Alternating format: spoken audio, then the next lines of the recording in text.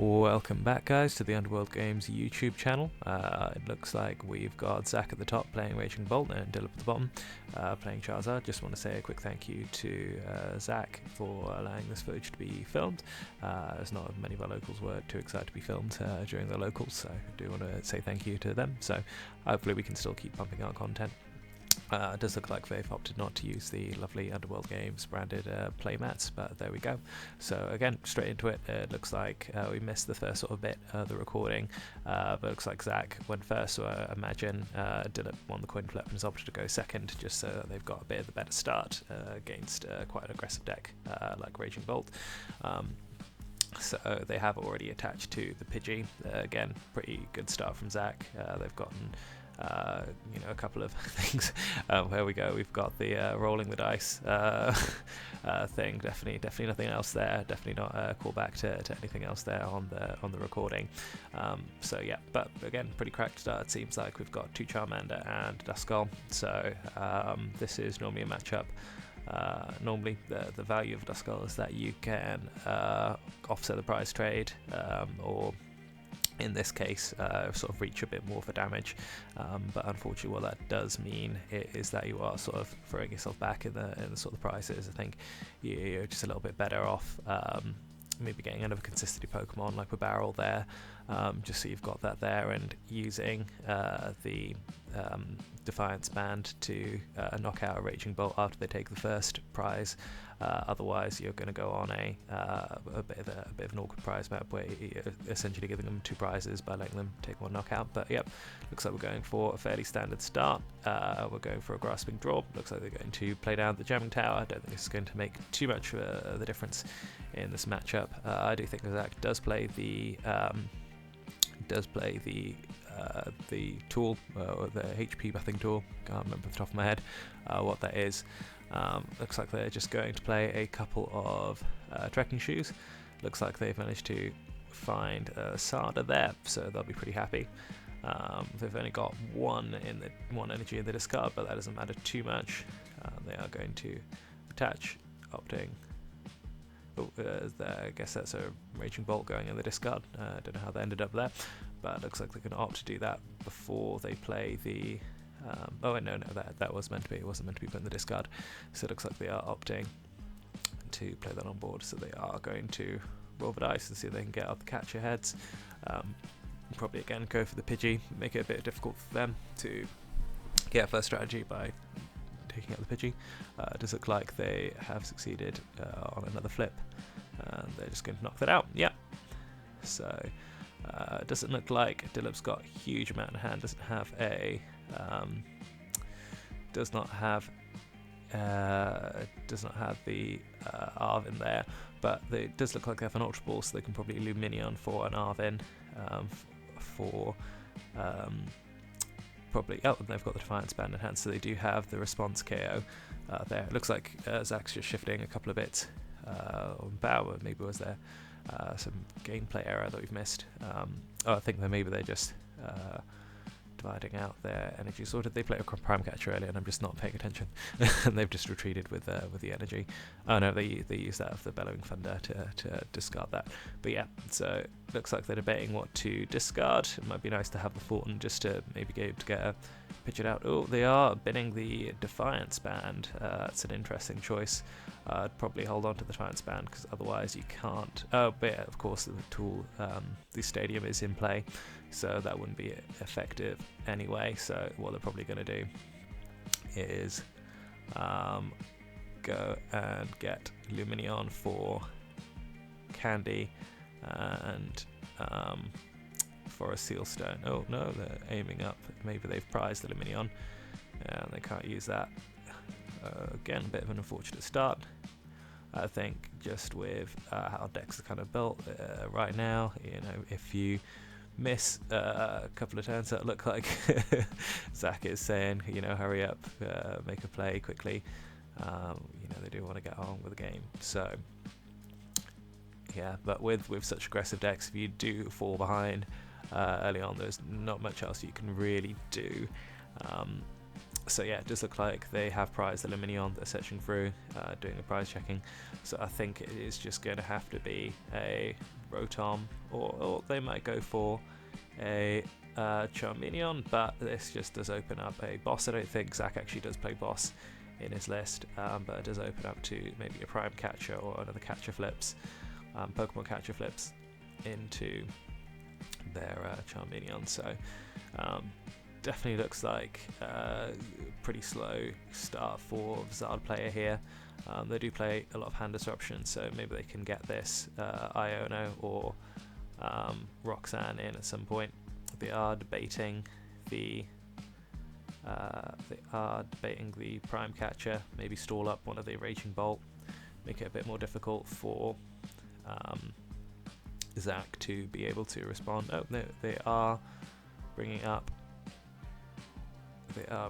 the Ogerpon. Maybe they're hoping Iono will draw them into a Charizard candy, and then they can take a response KO there, and that would sort of maintain their prize map there and hopefully keep them going there. And they have got the Radiant Charizard, so that's a good response, but absolutely nothing in terms of attackers there, unfortunately.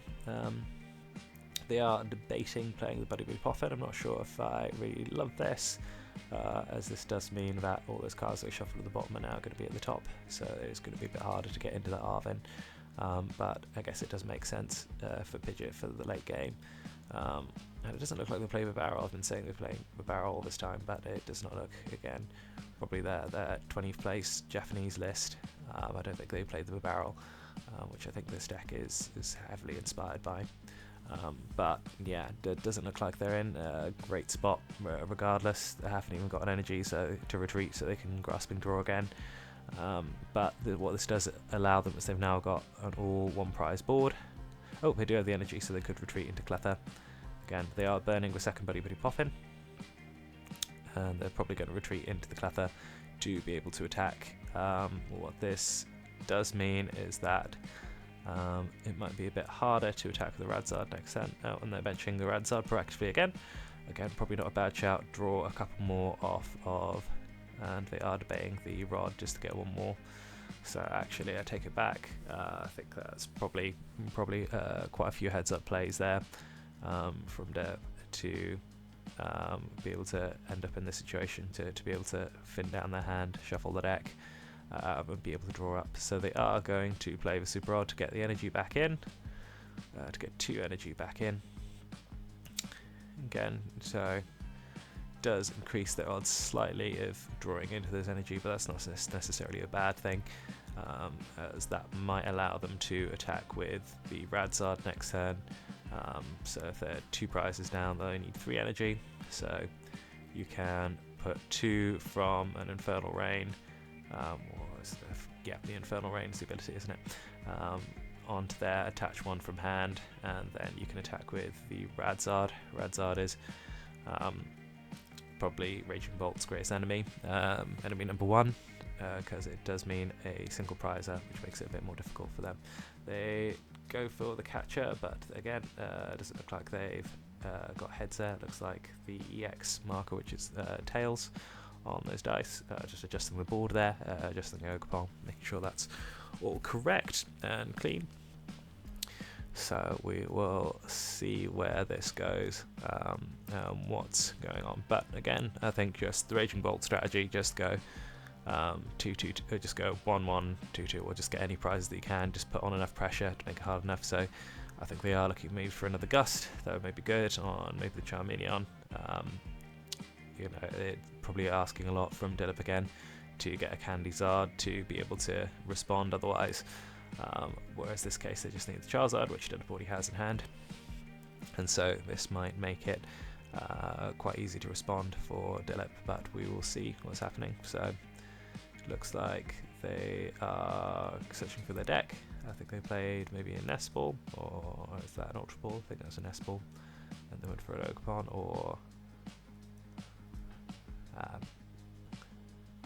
I guess I need to pay a bit of attention. Okay, so it looks like that was discarded off an Earthen Vessel. I think that probably was. They're looking to get maybe 2 energy, probably another Grass energy, and maybe a Fighting or Lightning energy to be able to start powering up a second Raging Bolt.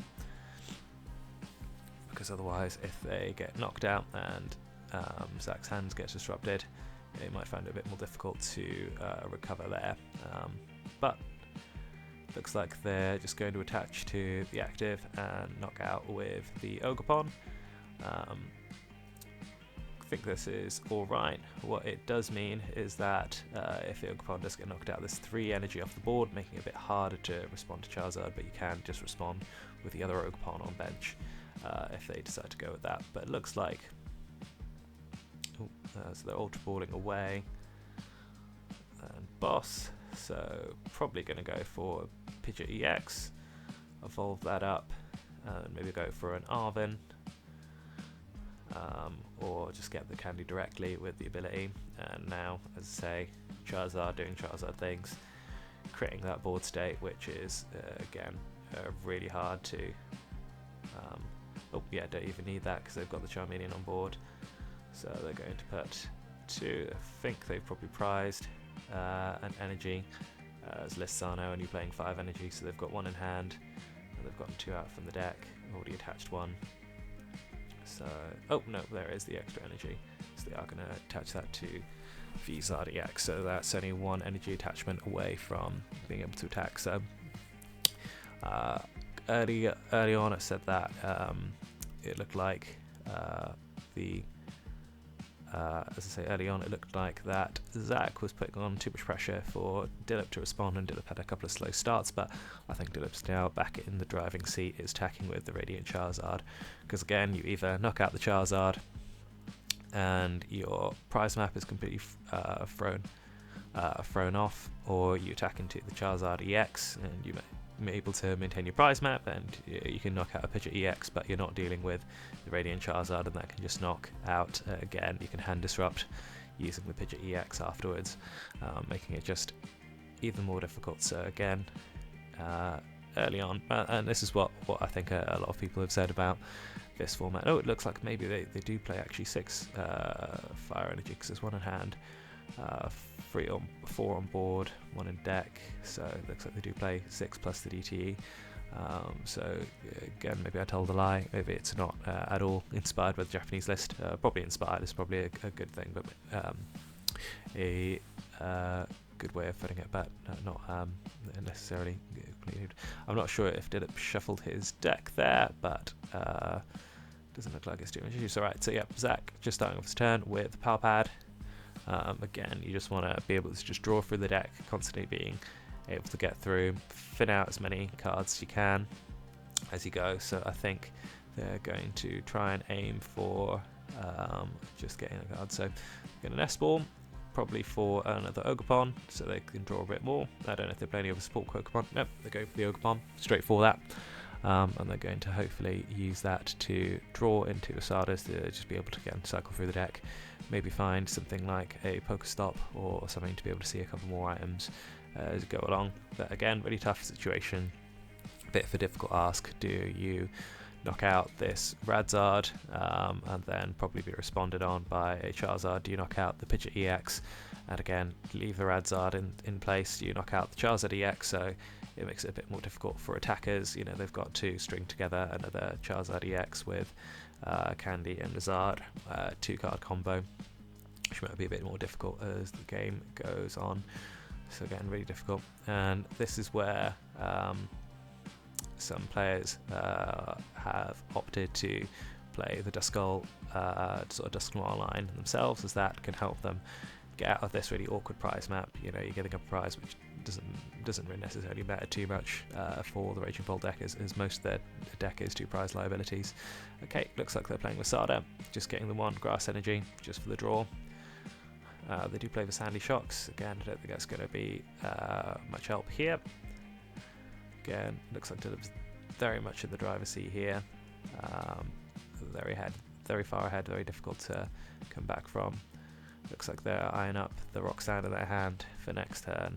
Be able to disrupt, ask even more questions of, be able to attach, play the Rock Sand, probably find everything they need there. Ask even more questions of Zach, the Raging Ball player, and go from there. So it looks like Zach is debating something in hand, perhaps debating what they can what they can sort of do here, maybe get out of this situation. Maybe they're debating playing a Prime Catcher. I think I might have seen that in hand earlier, and whether that's worth playing. But it looks like they're just playing another Earthen Vessel. Get a couple more energy. I believe they've already attached the turn. They've attached the fighting energy to that Raging Bolt. So maybe just fitting the deck of cards, so that if the disruption play comes next, they've got more good cards in their deck than maybe less effective cards. So it looks like they're again just off screen. It's a bit hard to see, but it looks like they've grabbed a fighting energy. Not sure if they've grabbed the second energy. I think a lot of Raging Bolt lists are playing about 12 energy in total. So we've got 1, 2, 3, 4, 5, 6, 7, 8. So it'll be 9, so imagine maybe a couple more in deck. I don't think there was any more in the discard. I think it was just the one energy grabbed off Sardas. Maybe they're just having a conversation maybe about how many energy have been played so far.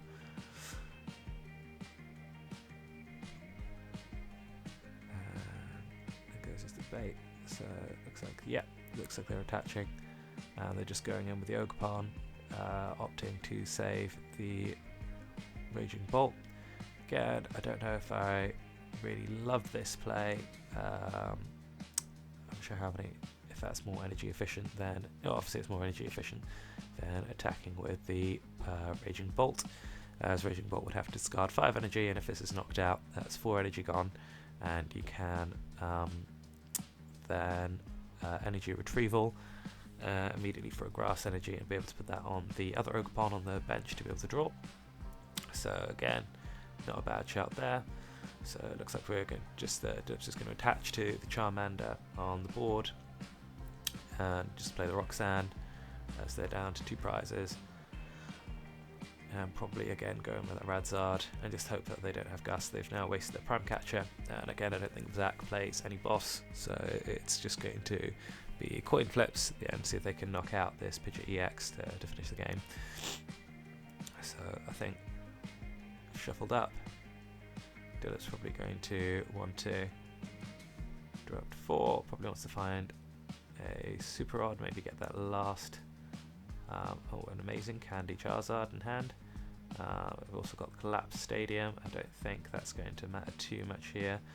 What they could do is they could, I'd say maybe, as they don't play much hand disruption, maybe Pidgeot for a Buddy Poffin, grab 2 70 HP single prize Pokemon, maybe a Duskull and something else, and then they've got that in hand, but no, the hand's not going to get disrupted, and so they know they're safe to collapse off that Pidgeot EX.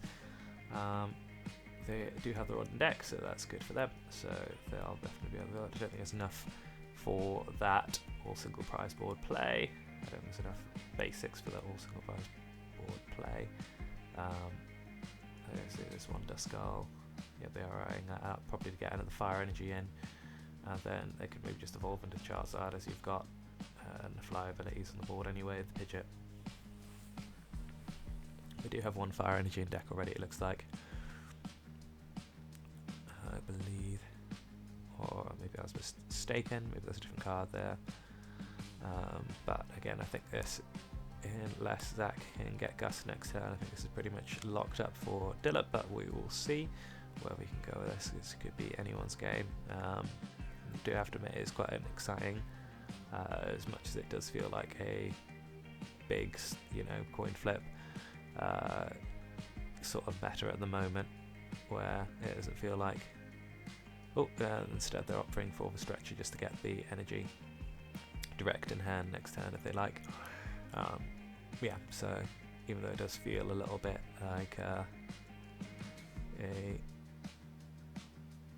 even though it does feel like a very coin flippy kind of big basic meta, where if you flip a coin heads, you win. The fact that it does make it a bit more exciting as the late game goes.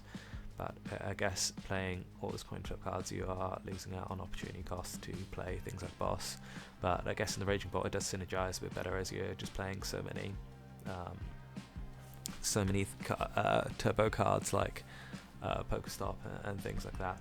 They are opting for Pheasantipede there to be able to draw a couple of cards. Again, probably hoping for that catcher, be able to knock out the Pidgeot EX and end the game right here.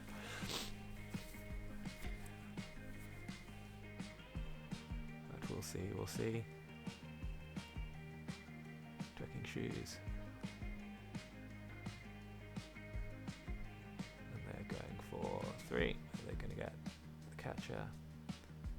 It's all coming down. So as I say, it doesn't feel like a really sort of coin flippy sort of meta. It does make the game's quite exciting near the end. I hope they are going for a Poke Gear. Again, hopefully find a Sada to be able to dig a bit more. It looks like they have found a Sada. Again, I think Zach's list is only playing with 4 Sada. I don't think it plays Iono or I don't think it plays Iono or Boss or any other supporters in there. So hopefully this means, oh, there is the Bravery Charm. It's not going to matter for the Charizard EX, but it would make it a bit more difficult for the Radiant Charizard. Oh, it does look like they do play the Iono. I do tell a lie. Always not being able to see off screen. This does mean that Dilip is a little bit punished for not evolving up the Charizard last turn, as they are going to have to try and find the